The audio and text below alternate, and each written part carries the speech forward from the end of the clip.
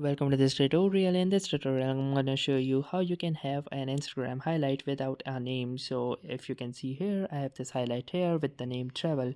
And if I try to create a new highlight and for example, I select any particular post, for example, let's say this one, and if I click on next, you can see that the by default the name is highlights as it's done by the Instagram.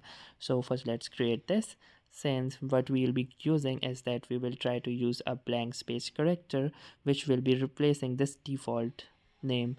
So to do this, simply go to your browser or search engine and simply type for blank space character and then hit the enter button, and here you can just go to any of the websites which offer this and simply click on it to the copy to clipboard button.